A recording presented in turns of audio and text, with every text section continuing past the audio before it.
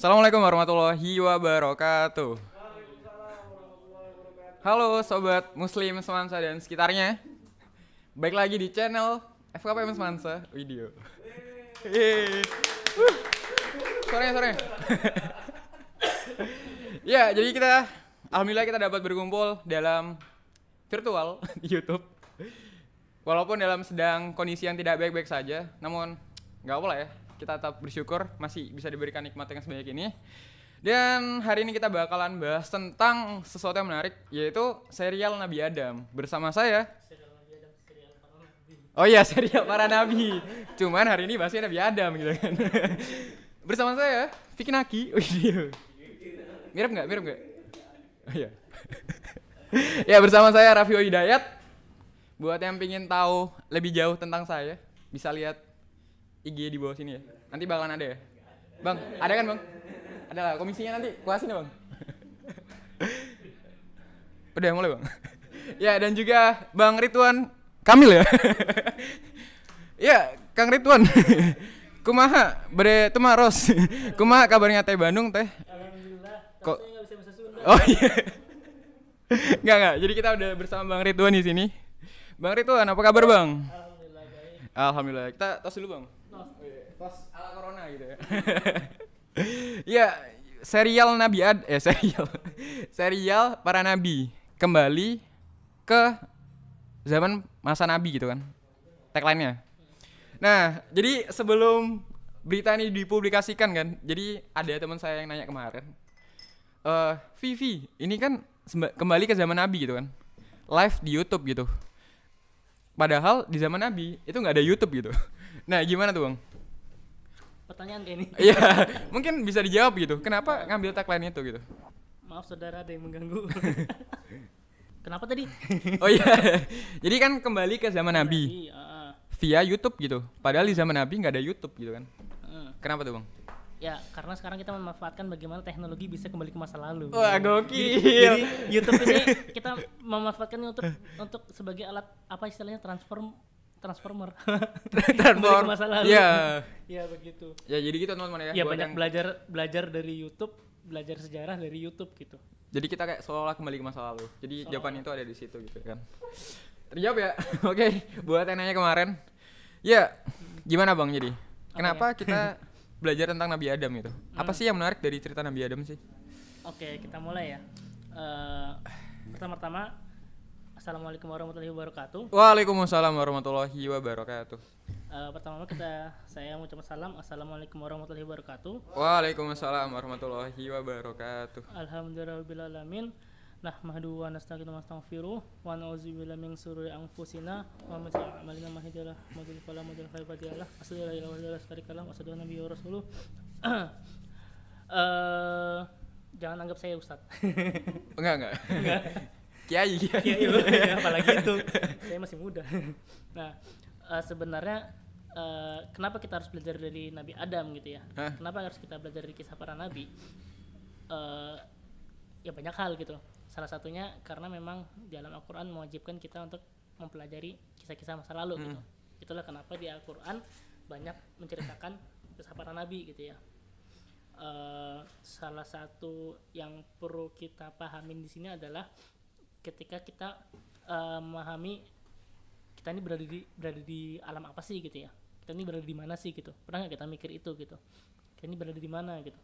Pernah bayangin nggak di luar bumi itu ada apa gitu kan? Ada bintang bang. Ya ada bintang, ada apa lagi? Ada bulan. Ada bulan. Ya banyak hal. Iya. Pertanyaan-pertanyaan itu kan sedang dicari oleh para ilmuwan itu ya. Sampai mereka berlomba-lomba membuat teknologi untuk bisa keluar angkasa. Banyak yang ingin dicari tahu oleh bagaimana teknologi sekarang gitu. Dan sebenarnya pertanyaan mendasar kenapa para ilmuwan itu mencari pengetahuan, berlomba-lomba menciptakan teknologi yang canggih untuk mencari pengetahuan itu semua, ya karena ingin menjawab pertanyaan yang belum selesai. Kenapa manusia ada gitu? Kenapa kita diciptakan? Dan bisakah manusia melebihi menggarap alam semesta ini? Mereka bisa menguasai alam semesta ini gitu. Itu kan yang dicari oleh manusia gitu loh. Ada kebutuhan eksistensial yang semangat untuk bisa menguasai alam semesta ini gitu. Nah, itu tak lepas dari pertanyaan filosofi yang pernah muncul dalam diri manusia gitu. Makanya kalau kita pernah mempelajarin buku-buku filsafat itu kan banyak filosof terutama kalau kita belajar dari filosofi Yunani ya pertanyaan tentang kehidupan, pertanyaan kenapa manusia ada, kenapa manusia dilahirkan, dan bagaimana apakah Tuhan ada, dan bagaimana Tuhan itu wujud Tuhan itu apa gitu. Sampai pertanyaan ya tentang memahami ruang metafisik itu gitu loh. Ada nggak Gimana tuh? ruang metafisik ya, artinya memaknai hakikat di keberadaan ini apa sih, yang ada itu apa sih gitu loh. Pertanyaan wujud itu apa sih, ada itu apa sih gitu. Sesuatu yang ada artinya ketika kita memandang ini apakah sesuatu yang fakta atau hanya sekedar imajinasi pikiran saja gitu kan. Dan bagaimana alam-alam yang fakta yang benar tuh, alam di luar pikiran tuh ada nggak sih gitu loh. Alam bawah sadar dong? Ya, Bukan ya? alam ya bisa dibilang, Oh, iya, bisa jadi ya? bisa dibilang ya salah satunya, maksudnya bahasanya orang-orang selalu mencari kehidupan di luar apa yang kita lihat gitu. Ya kalau bahasa agamanya akhirat gitu lah. Akhirat tuh ada nggak sih gitu loh bahasanya. Alam-alam itu gitu kan menjadi sebuah pertanyaan besar itu ya umat manusia. Nah sekarang memang kita hidup di akhir zaman, itu akhir zaman yang penuh dengan teknologi yang serba canggih saat ini gitu ya. Nah kemudian di perjalanan akhir zaman ini apa sih pertanyaan itu kita yang bisa kita jawab adalah ketika kita mempelajari masa lalu gitu. Pertama mempelajarin ketika awal-awal manusia diciptakan. Nah kan tak semua manusia memahamin menyadarin bagaimana awal manusia itu gimana sih awal kehidupan manusia gitu kan banyak teorinya tuh ya. Pernah dengar teori Darwin? Sangat pernah dengar. Katanya apa? Manusia dari monyet, cuman aku sih enggak ya. Kalau ada yang lain mau ngaku ya silakan aja gitu kan. Sambil minum ya? Iya, mangga bang. Silakan kopinya disambil. Oh, iya. Ini kopi seduhan roastingan kami. Promosi dulu ya. Ya ini citizen. Jadi kopinya pahit bang, manisnya iya. nonton. Canda dia. Nah setelah diaduk manis nanti. Oh iya. Tadi sampai mana tadi ya? Sampai di akhir zaman. Iya akhir zaman. Apa teori Darwin ya? Nah teori Darwin dan banyak teori lainnya gitu. Salah satunya teori Darwin yang dia dengan teori evolusinya bahwa makhluk hidup itu berkembang secara evolusi mulai dari ikan berproses sampai menjadi dinosaurus, kadal. Karena kita bingung gitu kan, dinosaurus dulu atau Nabi Adam dulu gitu. Nah itu kan pertanyaan filosofis juga kan gitu loh. Dinosaurus dulu atau Nabi Adam dulu gitu. Oh berisik. Punten. Diminum dulu ya. Lucu pembacaranya. Nah, ya beberapa beragam teori tentang asal usul umat manusia itu ya tadi ya, tentang teori Darwin. Dan sebelum Darwin sebenarnya banyak lagi teori sebelumnya. Filosof Yunani sebelum abad Masehi juga banyak, seperti salah satunya namanya Thales. Thales itu juga Aristoteles. Belum. Oh belum ya. Belum, itu lebih tua lagi nih Thales ini, masih kakek buyutnya dari Aristoteles, yang menyatakan baru tahu ya. Manusia itu kehidupan itu awalnya dari air gitu manusia. Karena unsur manusia kan hampir 80-70% air kan dalam tubuh kan. Nah, katanya manusia itu dari air gitu loh. Tapi beda lagi dengan Demokritus itu dengan teori atomnya, teori atom. Ya semua unsur terbentuk dari partikel atom terkecil, makanya kehidupan di dunia kan tuh terbentuk dari unsur-unsur atom terkecil. Kan dia motong-motong atom jadi kecil gitu Bun. Ya saya juga nggak tahu dia bisa dapat teori itu dari mana gitu ya, tapi iya sih. Saya juga nggak tahu sih. Nggak tahu ya dia yang akhirnya berkembang menjadi teori atom kan, Demokritus kan.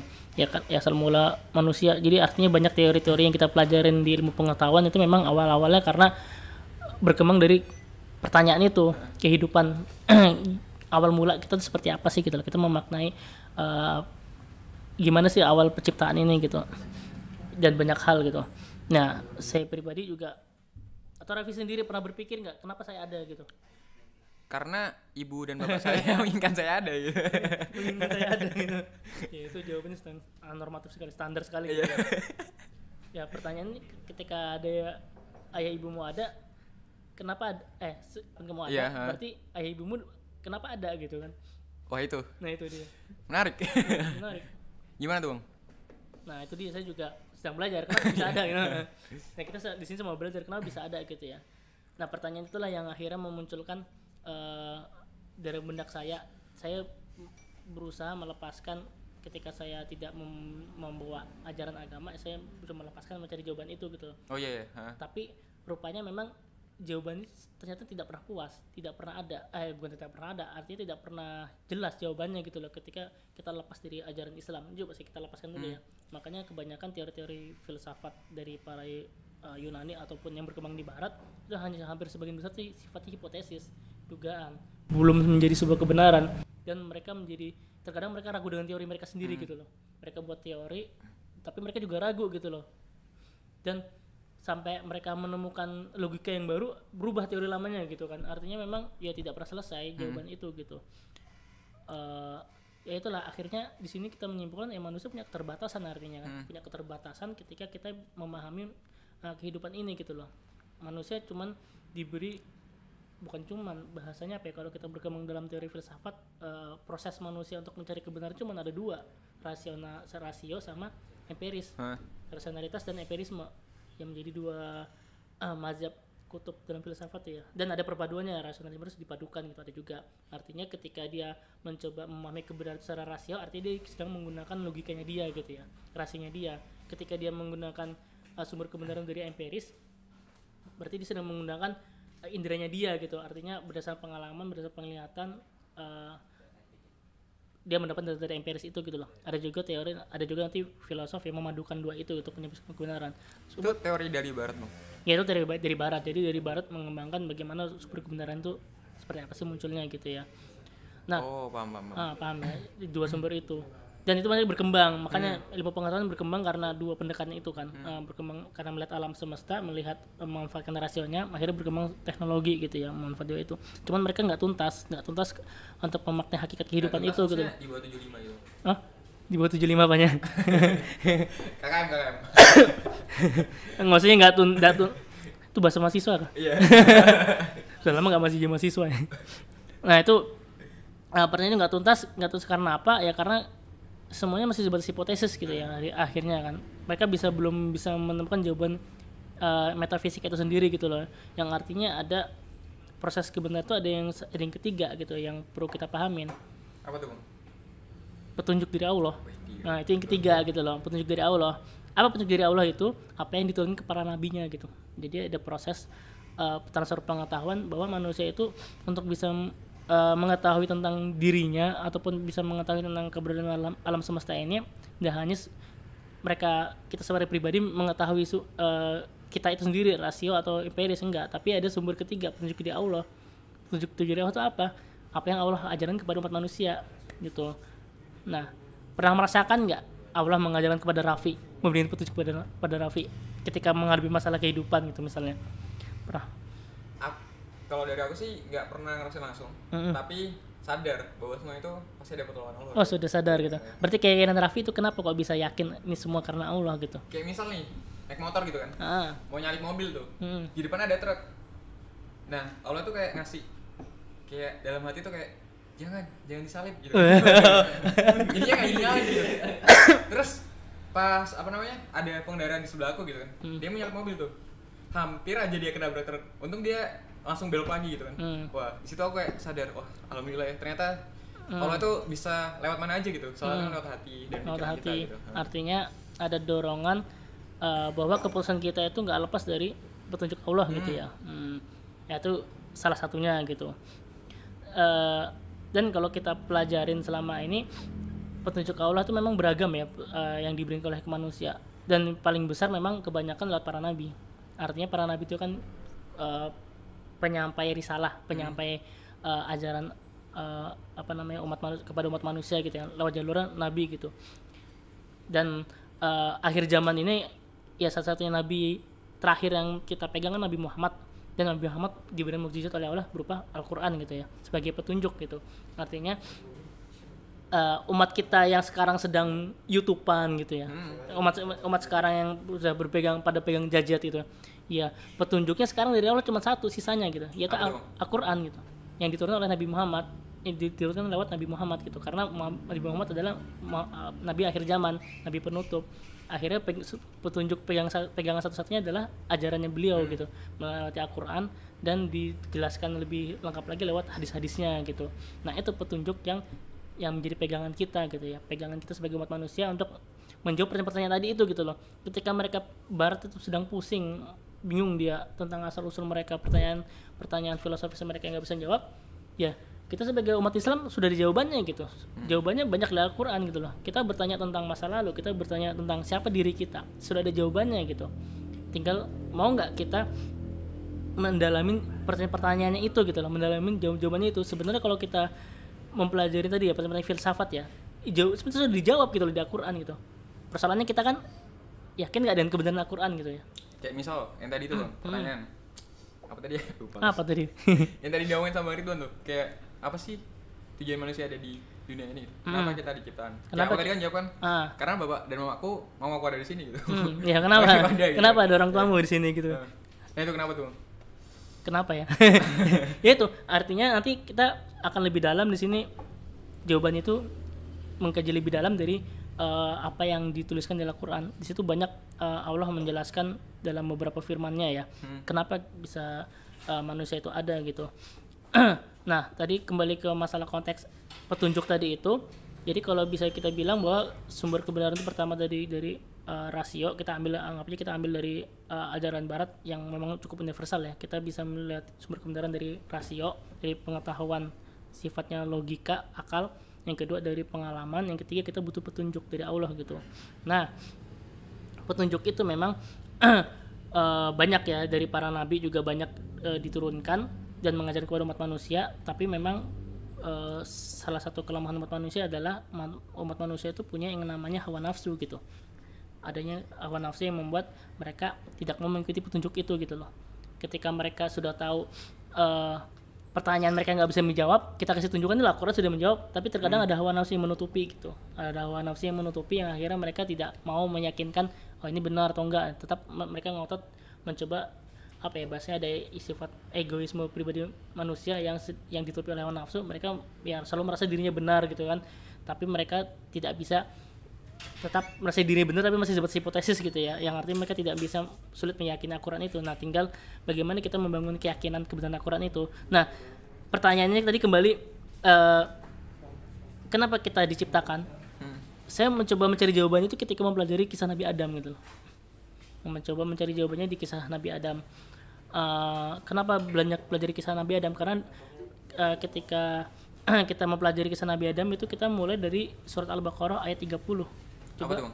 Nah itu coba Raffi bisa baca isinya apa. Di situ sebenarnya mulai ada pertanyaan filosofis terbesar umat manusia, ayat 30, Al-Baqarah ayat 30. Kalau bisa baca Quran juga nggak apa-apa.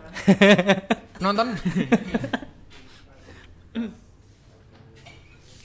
Ayat 30 sampai 30 aja. 30 dulu aja kita baca. Dan ingatlah ketika Tuhanmu berfirman kepada para malaikat, Aku hendak menjadikan khalifah di bumi. Mereka berkata, apakah engkau hendak menjadikan orang yang merusak dan menumpahkan darah di sana? Sedangkan kami bertasbih memujimu dan menyucikan namamu. Ini pertanyaan dari malaikat nih. Dia berfirman, sungguh aku mengetahui apa yang tidak kamu ketahui. Suratnya mantap kan? Dari sini dalam banget. Dan ingatlah ketika Tuhanmu berfirman kepada para malaikat, aku hendak menjadikan khalifah di muka bumi. Nah ketika Allah melaporkan itu kepada malaikat ya, aku ingin menciptakan manusia, hendak menjadikan khalifah di muka bumi. Terus itu malaikat bertanya, ini artinya pertanyaan malaikat ini bukan kritik ya, atau mungkin, tapi kayak malaikat ini makhluk yang biasanya makhluk yang sangat taat kepada Allah gitu, sampai heran bertanya gitu, kenapa sih kok harus menciptakan makhluk yang bakal merusak di muka bumi gitu kan? Artinya di sini terjadi namanya dialog gitu loh. Kenapa gitu? Karena malaikat tahu maksudnya Allah ingin menciptakan khalifah di muka bumi. Karena apa? Karena bedanya manusia dan malaikat adalah malaikat hanya diberikan kekuatan untuk selalu taat kepada Allah, tidak diberikan nafsu gitu. Bedanya dengan manusia diberikan oleh nafsu gitu kan, oleh malaikat oleh Allah gitu. Tapi di sini Allah menjawab, aku mengetahui apa yang tidak kamu ketahui gitu loh. Jadi kayak bahasanya langsung dialog itu kayak ditutup. Dan di situ ketaatan malaikat ditunjukkan dengan jawaban seperti itu. Malaikat sudah ngerti maksud Allah gitu kan artinya. Beda kalau manusia ya digituin langsung nggak puas gitu. Kalau malaikat tanpa sayap, Bang? Apa? Malaikat tanpa sayap? Siapa? Bidadari. Cuaks. Oh, malaikat tanpa sayap tuh saya tahu saya bidadari. Beda ini. Nah, kalau kita pelajarin dari tafsirnya Ibnu Katsir, jadi memang kalau kita mau belajar kisah para nabi, kita bisa belajar dari kelihatan kan ini muncul. Kelihatan, Bang. Al-Bidayah wal Inayah Ibnu Katsir. Nah, ini kitab dari Ibnu Katsir selain tafsirnya Ibnu Katsir ya. Jadi Ibnu Katsir itu banyak kitabnya. Salah satunya dia menulis tafsir, yang kedua dia membuat kitab Al-Bidayah wal Inayah. Dan ini masih jilid 1.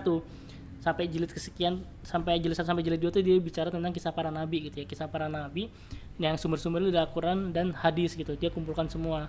Bahkan dari sumber-sumber Yahudi, Taurat dan Injil pun dia masukkan, walaupun dalam beberapa kitabnya sama ulama sekarang sumber-sumber Yahudi, Taurat dan Injil itu dihilangkan ya, hanya ngambil dari sumber-sumber hadis saja gitu. Nah, dua kitab Al-Bidayah wal Inayah ini, dua kitab ini diringkas lagi menjadi satu kitab kisah para nabi. Al-Qisas Al-Anbiya. Al-Qisas Al-Anbiya ini kayak semacam rangkuman dari 2 jilid buku ini. Nah, begitulah bahasa ceritanya gitu. Nah, di sini kita banyak belajar sebenarnya bukan hanya berdasarkan kisah para nabi perjalanan aja, tapi kita bisa memaknai kenapa sih harus terjadi cerita seperti itu gitu. Kita memahami cerita tentang pemaknaan kisahnya dari kejadian-kejadian yang dialami gitu ya. Ini lengkap, Bang, dari lengkap 25 nabi. Malah nggak 25 nabi, bisa lebih di sini. Ada beberapa nabi yang di luar 25 nabi juga diceritakan sedikit gitu ya, nggak semuanya gitu. Tapi Ibnu Katsir ngambil nabi-nabi yang diceritakan dari hadis. Jadi dari hadis itu sebenarnya lebih dari 25 nabi sebenarnya. Banyak gitu. Nah, memang ketika bicara kisah Nabi Adam gak lepas dari kita mulai dari pertanyaan ayat tadi, kenapa Allah hendak menjadikan khilafah di muka bumi gitu ya. Itu kan dari pertanyaan kenapa awal mula kita diciptakan gitu. Nah, ternyata banyak pelajaran yang kita ambil dari makna khilafah khalifah di muka bumi itu.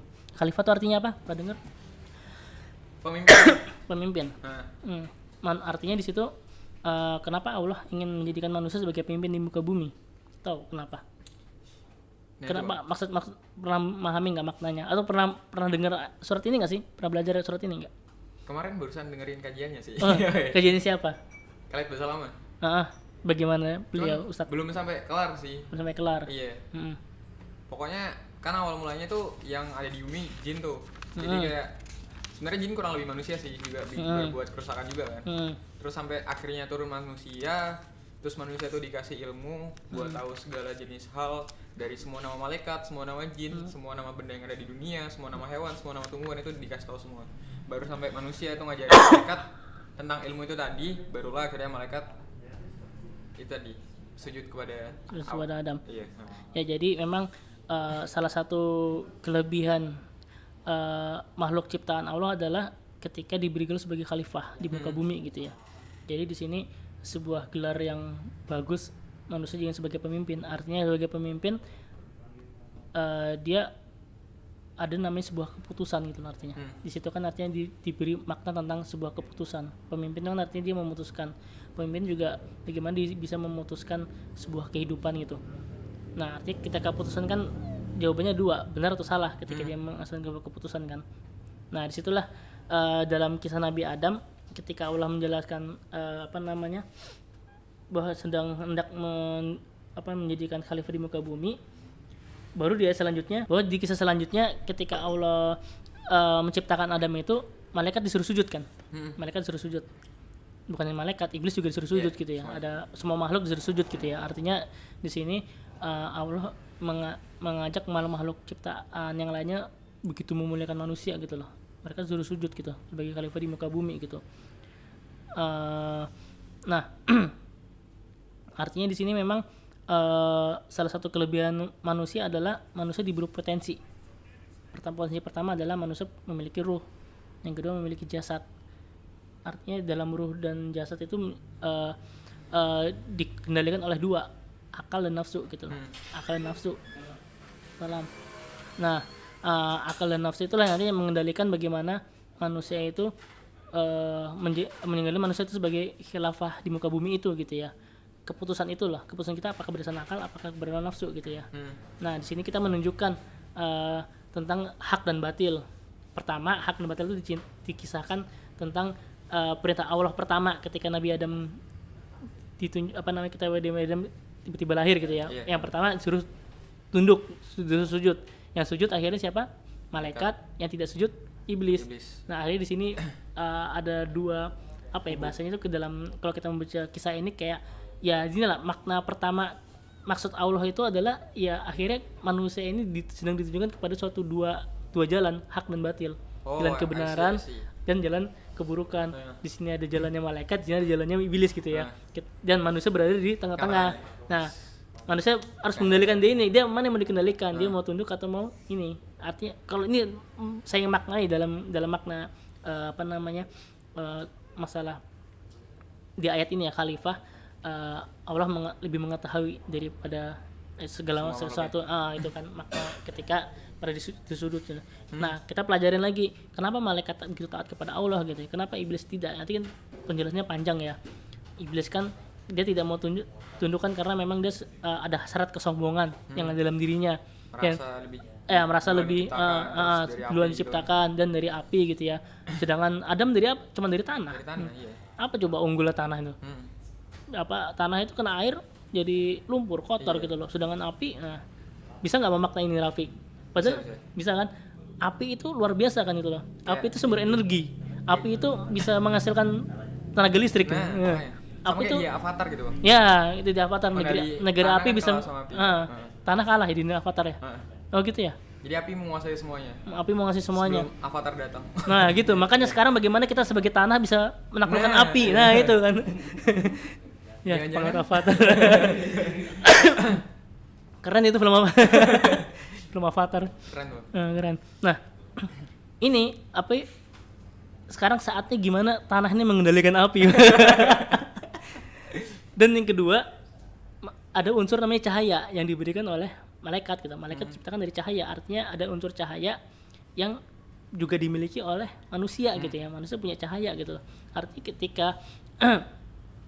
ketika manusia ini dari tanah yang dianggap rendah oleh iblis, tanah ini mampu mengendalikan api, hasilnya apa? Cahaya. Rumusnya itu kan. Kelas-kelas. Ya, berkelas kan. Ya, gitu. Saya juga nggak tahu bisa dapat ide ini. Barusan kepikiran nih. Nah, iya betul ya. Catat ya netizen.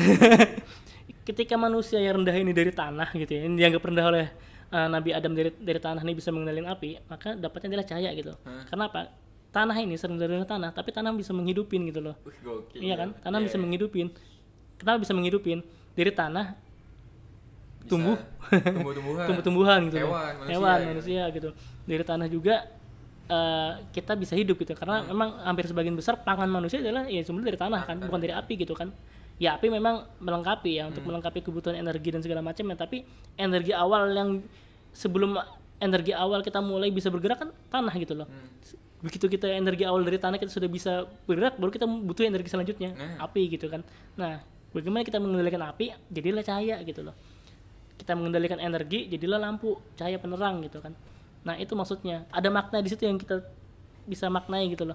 Jadi sebenarnya film Avatar tuh bagus kalau kita maknain secara Quran sebenarnya. Jadi kita bisa ambil hikmah dari mana aja gitu. Ya, ambil hikmah dari mana aja. Ini ada iklan enggak sih? Bentar ya nih, Jen. Minum dulu. Kalau. Oke, selanjutnya yang kedua. Jadi makna khalifah ini memang bagaimana manusia itu bisa menjadi pemimpin bagi, minimal nggak hanya pemimpin, dia menjadi pemimpin bagi keluarga atau pemimpin bagi sebuah negara ya, tapi minimal pemimpin bagi dirinya gitu ya. Artinya bagaimana dia bisa mengendalikan dirinya. Pertama, mengendalikan hawa nafsunya untuk mendapatkan akalnya gitu loh. Nah, persoalan akal ini Allah menjelaskan lagi di ayat berikutnya. Ayat 31. Raffi baca coba, lanjut. Dan dia diajarkan kepada Adam nama-nama benda semuanya. Kemudian dia perlihatkan kepada para malaikat seraya berfirman, sebutkan kepadaku nama sebuah benda ini jika kamu yang benar. Ini malaikat nanya ke Nabi Adam, Bang. Baru lanjut lagi 32. Mereka menjawab, Maha suci engkau, tidak ada yang kami ketahui selain apa yang telah engkau ajarkan kepada kami.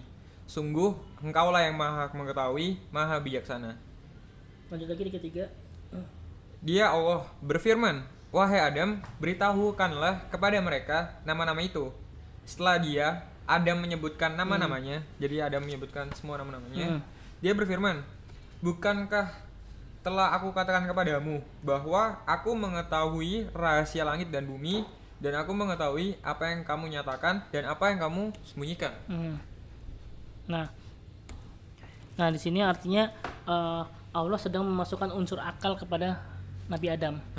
Artinya di sini ketika Nabi Adam diciptakan, jadi Nabi Adam tuh ketika diciptakan dari bayi gitu, langsung jadi manusia gitu. Begitu dia hidup kan, kita bayangin aja kayak di film-film ketika manusia tiba-tiba ada gitu, pasti dia linglung kan, bingung. Apa ini? Aku siapa? Aku siapa? Kenapa aku ada? Bingung kan? Nah, bisa jadi Nabi Adam ketika awal diciptakan dia muncul pertanyaan filosofis terus juga gitu, bisa jadi gitu ya. Tapi kan untung dia langsung bersama Allah gitu ya. Langsung bersama Allah langsung mengajarkan. Artinya di sini manusia itu tidak lepas dari Allah untuk urusan pengetahuannya gitu loh. Disitulah manusia pertama itu diajarkan tentang pengetahuan sama Allah. Nah di sini kalau kita baca di kitabnya Ibnu Katsir ini memang ada perdebatan ulama ya, dan perdebatan para ahli hadis ya, apa sih yang diajarkan oleh Allah gitu. Banyak misal beberapa hadis. Sebentar saya coba cari. Saya agak sulit mencarinya, internet tebel banget nih kitabnya. Tapi pada intinya perdebatan di para ulama apa yang diajarkan oleh Allah kepada Nabi Adam itu banyak. Ada yang menjelaskan ya saat itu Nabi Adam diajarkan tentang gunung, tentang matahari. Ini matahari loh, ini bumi loh gitu loh bahasanya, ini tanah loh. Begini loh gitu loh. Nah, banyak diajarkan. Nah, tadi perdebatannya apa? Jadi di sini kan artinya malaikat di situ menguji Nabi Adam ya. Menguji Nabi Adam. Nah, di sini ayat 33 menarik juga nih. Wahai Adam, beritahukanlah kepada mereka nama-nama itu. Jadi Nabi Adam menjelaskan apa yang diajarkan oleh Allah kepada malaikat gitu loh. Kemudian Allah berfirman, bukankah telah aku katakan kepadamu bahwa aku mengetahui rahasia langit dan bumi, dan aku mengetahui apa yang kamu nyatakan, apa yang kamu sembunyikan. Artinya di sini bisa jadi malaikat itu takjub ketika melihat Adam menjelaskan semua yang telah diajarkan gitu loh. Artinya memang ada suatu potensi kelebihan yang dimiliki manusia ketika Allah mengajarkan kepada manusia yang malaikat akhirnya menjadi takjub gitu ya. Artinya di sini menjawab pertanyaan malaikat yang tadi. Dia berpikiran kenapa hendak menciptakan makhluk yang bisa merusak muka bumi gitu loh. Allah lebih mengetahui gitu kan daripada malaikat ini gitu. Nah begitu ketika sudah berproses bagaimana Adam diciptakan, ternyata akalnya Adam itu luar biasa gitu ya. Artinya diberikan pengetahuan, akalnya jalan ketika Adam diuji oleh malaikat itu takjub gitu kan, takjub dan merasa wow ya bahasa sekarang wow kan. Karismatiknya langsung keluar ya kelihatan gitu ya. Artinya di situ apa ya namanya, manusia punya kelebihan di akal, sisi akal yang membuat makhluk lain itu merasa ya mungkin bagi iblis iri gitu, tapi bagi malaikat ini suatu yang luar biasa yang dilakukan oleh Allah gitu. Nanti kita pada ayat berikutnya kan bicara tentang sujudlah kamu kepada Adam, mereka pun sujud kecuali iblis dan menyombongkan diri. Begitu. Tadi pertama kita bicara soal akal, makanya diberi kelebihan oleh akal yang membuat mereka wow gitu ya ketika dia oleh Allah. Yang kedua, jadi kita diberikan namanya hawa nafsu gitu loh. Hawa nafsu nanti kita bicara tentang kisah berikutnya ketika diciptakannya Hawa. Asal mulai hawa nafsu. Ya enggak, itu sebenarnya pernah begitu juga gitu loh. Cuman mirip gitu lah. Begitu juga. Setelah Adam diciptakan mulai pembentukan jasad, kemudian diciptakannya ruh. Enggak kebayang gitu kan, datang ke muka bumi gitu kan. Terus jadi bingung. Kayak bingung ngapain gitu. Jadi sebenarnya pengetahuan saja tidak cukup gitu ya. Akal saja tidak cukup. Ada nafsu yang membentuk manusia. Artinya bagaimana manusia itu bisa mengendalikan hak dan batil ataupun akal dan nafsu itu gitu loh, yang membentuk jiwanya dia gitu ya. Di satu sisi akal dan nafsu ini bergemuruh, dia membutuhkan yang namanya rasa tentram, rasa pingin disayangin lah gitulah, dan kasih sayang. Nah bahasanya itu kalau kita baca di apa ya, Ibnu Katsir ini kesannya tuh kayak Nabi Adam nih gelisah, dia butuh teman. Dia nggak bisa sosoknya sendiri gitu kan. Introvert. Yang atau introvert atau extrovert juga nggak tahu gitu ya. Tapi dia semacam lagi gelisahan, sampai akhirnya ketika dia lagi bangun tidur tiba-tiba ada perempuan, ting, kaget nih. Ada wanita di sampingnya, ditanya. Tiba-tiba Adam kaget gitu kan, tanya siapa kamu gitu ya. Ini dialognya ya, saya coba susun dari sini juga. Tanya Adam gitu, baru si yang muncul itu saya menjawab saya adalah seorang wanita gitu. Terus dia Adam bertanya lagi, kenapa kamu diciptakan? Baru si wanita itu menjawab, agar kamu dapat merasa tentram di sampingku gitu. Itu sumbernya hadis ya. Saya hadis siapa saya lupa, mungkin teman-teman coba aja cek di kitab ini. Saya catat di situ ada sumber hadisnya. Nah malaikat juga nggak ketinggalan menguji Adam, wanita itu siapa namanya Adam. Si Adam menjawab namanya Hawa. Terus tuh ditanya lagi malaikat kenapa Hawa gitu. Baru Adam menjawab karena dia diciptakan dari suatu kehidupan itu. Jadi ada makna Hawa diciptakan yang ditafsirkan dari suatu laki-laki itu. Jadi Hawa itu diciptakan dari unsur laki-laki. Apa itu? Ya ada yang tafsir dari tulang rusuk segala macam ya. Itu kan penjelasan dari hadis ya. Hadis dari Rasulullah yang berkembang memaknai Hawa itu gitu loh. Artinya memang manusia ini, Adam ini membutuhkan pengendali yang namanya Hawa tadi. Jadi Hawa artinya kita memaknain wanita tuh memang sebagai pemuas hasrat juga ya, kalau dalam laki-laki pemuas hasrat, tapi bagaimana hasrat yang dikendalikan gitu. Itulah kenapa diciptain wanita gitu kan. Manusia ada butuh namanya hasrat untuk kenangan, ketentraman, butuh teman gitu loh. Kenapa diciptakan wanita? Dan wanita itu adalah pengendali laki-laki untuk menjaga hasratnya itu gitu loh. Kalau kita memaknain dari kisah ini, kalau ya kita memaknain, paham nggak? Paham. Ya misalnya kita lagi marah gitu kan. Ya bisa jadi lagi marah gitu loh. Ya artinya di sini ya Raffi nggak bisa selamanya sendiri gitu kan. Pasti harus nikah gitu kan gitu loh. Tinggal bagaimana bisa mendapatkan calon yang tepat gitu loh ya. Nanti kita di posisi tersendiri gimana. Nah gitu. Nah, soal penciptaan Hawa ini Nabi SAW bersabda, aku berwasiat kepada kalian untuk memperlakukan wanita dengan baik, karena wanita itu diciptakan dari tulang rusuk. Bagian yang paling condong atau bengkok dari tulang rusuk adalah bagian paling atas. Apabila kamu paksa meluruskannya, maka kamu akan membuatnya patah. Namun jika kamu biarkan saja, maka ia akan tetap condong. Maka dari itu aku berwasiat untuk memperlakukan wanita dengan baik. Nah, artinya di sini umat manusia sebagai khalifah, artinya ada dua jenis yang saling mengendalikan di sini gitu ya. Jangan sampai kita menghancurkan sesuatu yang mudah patah gitu. Artinya bagaimana kita bisa mengendalikan, dan perempuan juga sebagai pengendali laki-laki. Makanya ciptakannya nanti kan ada ayat tentang bahwa manusia secara berpasang-pasangan supaya merasa tentram, dan ada tujuan kehidupan dari berpasang-pasangan itu gitu loh. Jadi pasangan itulah kenapa munculnya Raffi gitu kan gitu. Kayak pertanyaan tadi gitu ya. Artinya di situ ada makna pengendalian diri gitu, antara akal dan hasrat, dan adanya laki-laki dan manusia gitu. Itulah tadi alasannya kenapa diciptakannya manusia Adam, dan kenapa juga Adam butuh teman gitu. Nah kita bisa memaknai dari kisah itu gitu.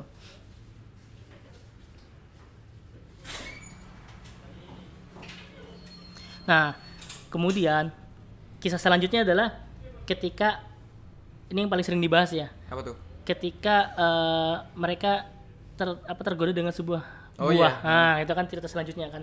Cerita selanjutnya kalau di ayat 36 coba langsung saya baca aja. Lalu setan memperdayakan keduanya dari surga sehingga keduanya dikeluarkan dari segala kenikmatan. Dan kami berfirman, turunlah kamu sebagai kamu menjadi musuh yang lain. Nah, jadi memang cerita selanjutnya kan ada pohon nih. Pohon khuldi namanya gitu kan. Pohon, dan itu memang tafsirnya banyak, pohon khuldi itu apa sih? Tapi bagi sebagian besar sepakat ya ini pohon yang ketika memakannya menjadi abadi. Bahasanya gitu lah, pohon yang abadi gitu. Nah, artinya di sini ketika Adam dan Hawa sedang di surga, sedang bersenang-senang gitu ya, punya teman, ada godaan untuk memakan buah itu. Karena apa? Karena kalau diceritakan Hawa yang pingin gitu ya. Hawa ini kayak mempengaruhi Adam gitu, bagaimana mau makan buah itu gitu. Banyak memang ayat-ayat yang menjelaskan ini ada memang karena iblis menipu budaya, ada setan yang menipu budaya dari mereka.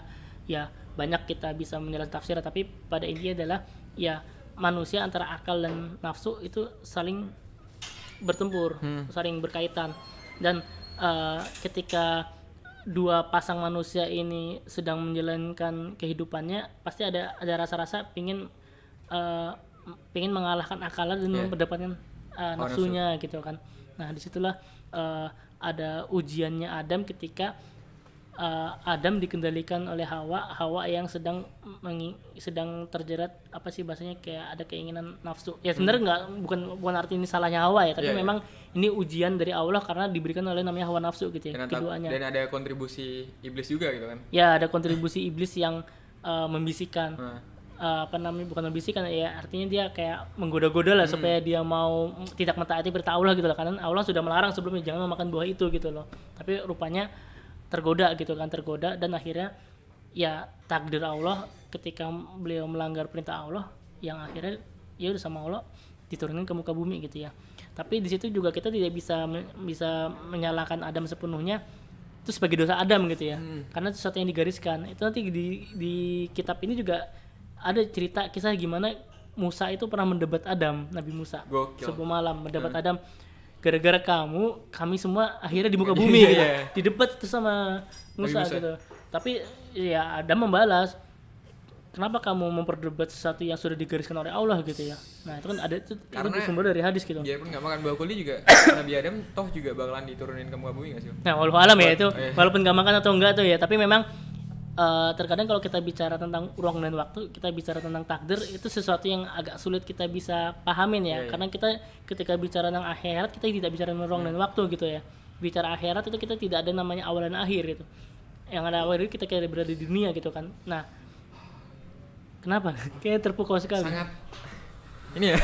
Nah, kan cukup berat. Ya cukup berat. Jadi memang waktu saya nggak tahu itu cerita, mungkin waktu sebelum memang ada kejadian yang Musa itu entah mungkin sebelum di dunia atau setelah di akhirat atau itu ya Musa pengen cari Nabi Adam, ketemu Nabi Adam, dia mendebat gitu ya bahasanya gitu. Ada kejadian itu memang sumbernya hadis ya, sumbernya hadis, dan kita meyakinin hadis itu insya Allah hadisnya sahih, entah hasan atau sahih, tapi dia memang dari Rasulullah sumbernya kan.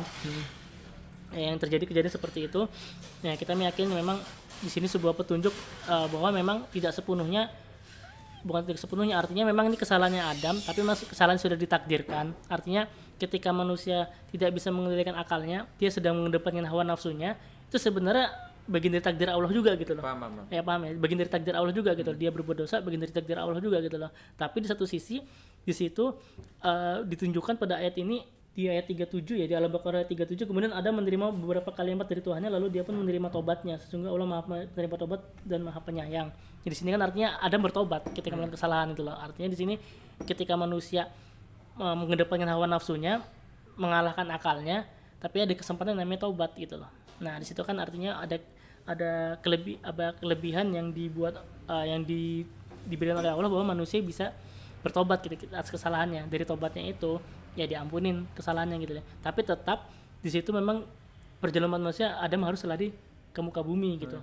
Nah, jadi sama Adam sama Hawa ketika jalan ke muka bumi lagi-lagi diberikan ujian gitu ya. Makanya ada surat sebentar. Itu yang dipisahkan itu Mas. Jadi Adam diturunin. Nah, itu masalah dipisahkan juga perdebatan juga ya. Tapi ada yang menarik di sini. Nah, di sini ada surat At-Taha ayat 117. Coba saya bacakan ya. Ketika Nabi Adam sama Hawa diturunkan ke muka bumi, itu Allah menjelaskan dalam surat At-Taha ayat 17, maka sekali-sekali jangan sampai dia mengeluarkan kamu berdua dari surga, nanti kamu celaka gitu loh. Artinya paham ya? Jadi ketika Nabi Adam sama Hawa itu turun ke muka bumi, itu kayak semacam sebuah musibah bagi umat manusia. Ya, ini ada pemaknaan yang besar banget ini. Karena apa? Di sini ada hadis diriwayatkan dari Ibnu Abbas tentang makanan pertama yang dimakan oleh Nabi Adam di muka bumi. Ketika itu malaikat Jibril membawakan 7 butir biji gandum, lalu Adam bertanya, apa ini? Sebelum hadis ini, jadi memang kisahnya itu ketika Nabi Adam turun ke muka bumi, beliau kelaparan gitu. Makanya diberikan istilahnya ketika turun ke muka bumi ini istilahnya diberikan istilahnya cilaka gitu ya. Dia kayak bahasanya diberi musibah gitu ke muka bumi. Nah, di situ Adam kelaparan dan bingung dia. Beda kalau di surga ya, ketika dia lapar kan tinggal Ada, makan gitu, tiba-tiba langsung ada sudah tersedia. Nah ketika di muka bumi gimana? Makanan tidak tersedia, dia harus apa gitu. Nah disitulah Allah memberikan petunjuk lewat malaikat gimana caranya supaya mereka bisa makan gitu ya. Makanya di sini ada hadis yang menjelaskan ini adalah biji dari pohon yang dahulu engkau dilarang untuk memakannya, namun engkau tetap memakannya. Lalu Adam bertanya, apa yang harus kau lakukan dengan biji-biji ini? Malaikat Jibril menjawab, tebarkannya di tanah. Lalu Adam pun menebarkan biji-biji tersebut, dan di saat itu setiap biji yang ditebar tumbuh menjadi pohon yang sangat banyak, lebih dari 100.000 pohon.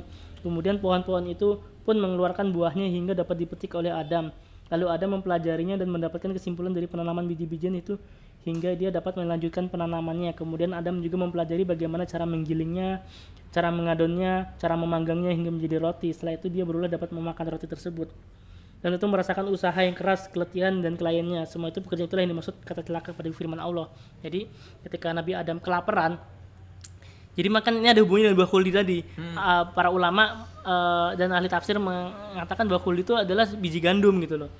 Oh, paham. Ada yang menjelaskan itu biji gandum, makanya biji gandum tadi itu yang buah abadi itu dibawa oleh Jibril menjadi dalam bentuk biji, disuruhnya kepada Nabi Adam untuk disebarkan, ditanam gitu.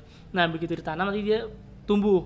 Nah dari tumbuh diambil bijinya dan diajarkan bagaimana mengadonnya, diajarkan bagaimana mengelolanya menjadi makanan gitu ya, yang dia makan. Artinya di situ dia baru bisa merasakan yang namanya kenyang gitu ya. Jadi di sini kayak ada sebuah pemaknaan besar ya, ketika dia diturunkan di muka bumi, itulah tempat dia bagaimana menjadi manusia yang berusaha gitu loh. Akhirnya di situ dikasih pelajaran sama Allah, ketika yang awalnya menjadi mengendalikan akal dan nafsu itu adalah ketika dia diberi ujian kehidupan gitu loh, diturunkan ke muka bumi untuk mengalami namanya ujian kehidupan. Ya ujian pertama Nabi Adam kelaparan gitu loh, bagaimana dia bisa bertahan hidup gitu kan. Tapi tidak lepas dari bantuannya malaikat atau bantuannya lewat pelantara malaikat, bantuan dari Allah. Diajarkannya bagaimana bercocok tanam gitu ya, diajarkannya, dan akhirnya ya bisa dibilang ya Nabi Adam adalah manusia pertama yang bercocok tanam gitu ya. Artinya nanti kan diajarkan turun menurun ke anak cucunya gitu kan, bagaimana bisa memakan, bagaimana bisa membuat roti gitu. Jadi makna celakanya itu adalah ya makna tentang ya ketika turun ke muka bumi ya dikasih musibah gitu. Itulah kenapa ketika bayi lahir kan nangis kan. Iya. Kenapa tuh? Ya itu sebuah pemaknaan juga, pahamin Raffi. Kenapa bayi itu ke muka bumi nangis? Haus. Kan di dalam Ya salah satunya itulah sesuatu yang di akhir sana semua sudah tersedia, begitu di muka bumi kita harus merasakan yang namanya ujian gitu kan. Kita harus mencari penghidupan kita sendiri gitu ya. Kalau bayi kan memang masih diasupi sama orang tuanya, tapi ketika Nabi Adam nggak dari bayi, tiba-tiba manusia diturunkan, dia bingung gitu loh. Di situ dia diajarkan gitu loh. Nah tapi aku ini sih Bang, dapat sedikit benang merah dari yang Bang Ridwan tadi omongin ya. Kayak semua ilmu kayak misalkan tadi bercocok tanam, menanam padi, memang bisa dibuktikan secara tadi yang rasio sama yang beres, tapi tetap ada yang ketiga tadi itu kan. Iya, kayak pertolongan dari Allah kan. Petunjuk dari Allah. Dari Allah. Tidak hanya masalah makanan minuman, nanti masalah pakaian juga gitu loh. Jadi memang Hawa itu nanti diajarkan memintal benang. Jadi ada tanaman yang menjadi namanya ya pohon kapas lah. Kalau sekarang tanaman yang akhirnya dipintal menjadi benang, yang akhirnya menjadi pakaian bagi mereka. Sebelumnya mereka kita turun ke bumi kan dalam keadaan telanjang kan, tidak berpakaian gitu loh. Dan mereka pasti kedinginan gitu kan. Kedinginan gimana? Ya mereka harus usaha di situ gitu loh. Usaha gitu. Ya begitu sih kisahnya kedapat sampai nanti kepada cerita selanjutnya ya mereka beranak pinak. Mereka punya anak yang namanya Habil dan Qabil. Dan ada namanya Sheets dan macam-macam nama anaknya banyak ya. Yang jadi nabi. Ya yang jadi nabi selanjutnya. 50 sufi itu kan sih. Kalau nggak salah. Ya, dia jadi nabi, nanti turunannya menjadi para nabi juga Sheets itu. Turunannya. Nah, artinya apa ya? Nanti Sheets itu semacam keberlanjutan kepemimpinan umat manusia di muka bumi setelah Nabi Adam wafat gitu. Itu Sheets. Tapi memang nanti kita cerita tentang Habil dan Qabil ketika ada pertarungan lagi akal dan nafsu di situ gitu kan. Perdengaran cerita dengan Habil dan yang masalah pertama rebutan perempuan gitu. Si Qabil maunya si dia gitu. Tapi Habil sudah dijodohin sama dia gitu kan. Dia enggak mau. Kan akhirnya dia sudah iri. Yang kedua masalah sembelihan juga kok Habil lebih baik daripada Qabil. Sampai akhirnya ya Qabil kesal dibunuh gitu kan. Nah di situ kan juga menjadi pelajaran ya bahwa pertanyaan malaikat tadi sudah penyemalakan sudah terbukti. Memang sudah awal perpecahan umat manusia itu dari kisah Habil tadi itu gitu kan.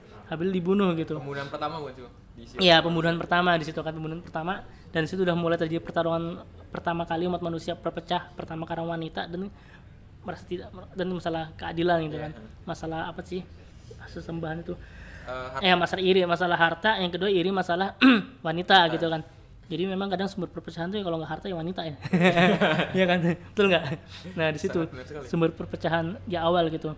Tapi di situ lagi-lagi ada akal yang Allah beri petunjuk bagaimana manusia bisa mengendalikan itu gitu loh. Kan tidak lepas bagaimana para nabi itu mengajarkan anak-anaknya, Nabi Adam mengajarkan anak-anaknya gitu.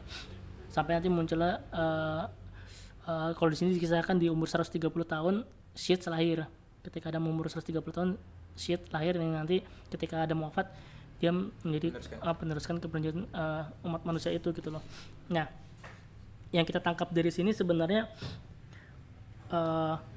bahwa ya manusia itu bisa memilih jalan hidupnya gitu loh.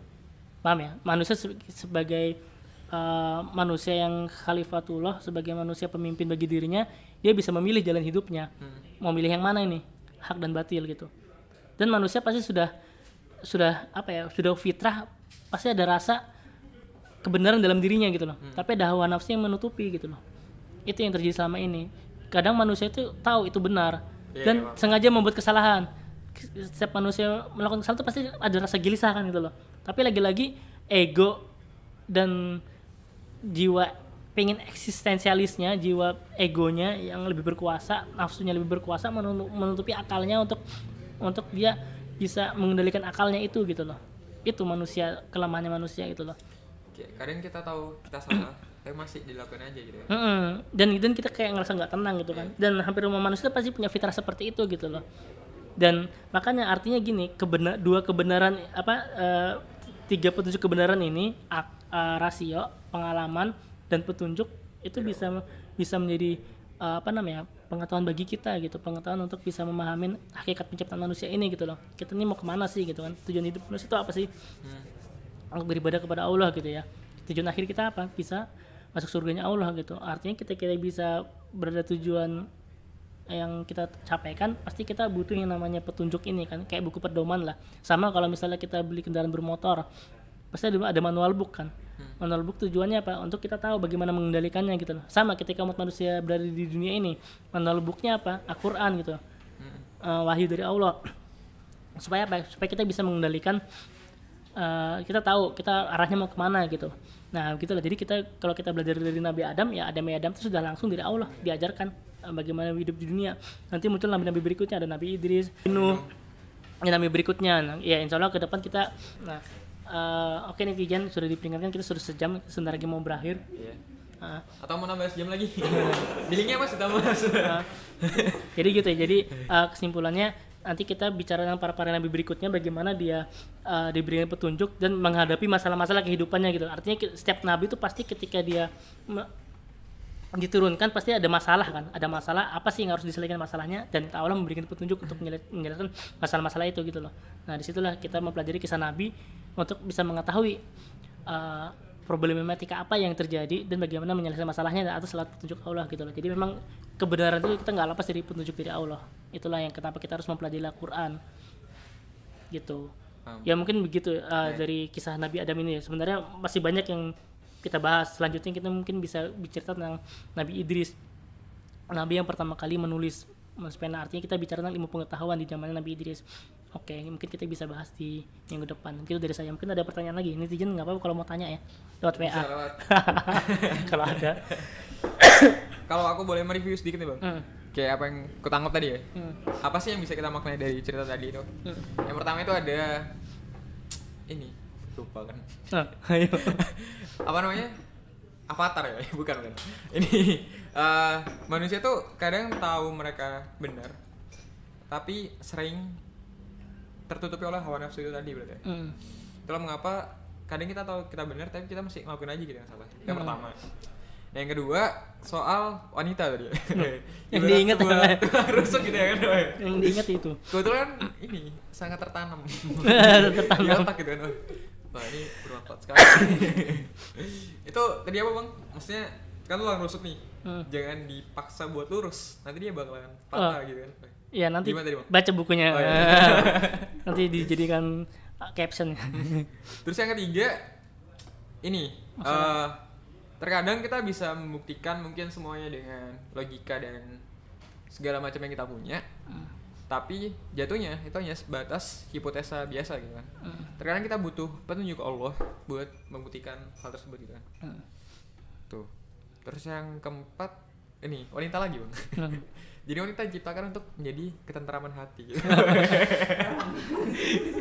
itu salah satunya aja, salah satu lewat aja, artinya bukan sesuatu yang salah satu yang lewat aja tadi itu dibahasnya, tapi bukan sesuatu yang inti ya. Sama ini, Bang. Apa yang bisa sih tadi, Bang, yang Qabil sama Habil yang kenapa mereka jadi musuhan itu karena dua hal tadi itu. Yang pertama ada harta, yang kedua ada karena wanita.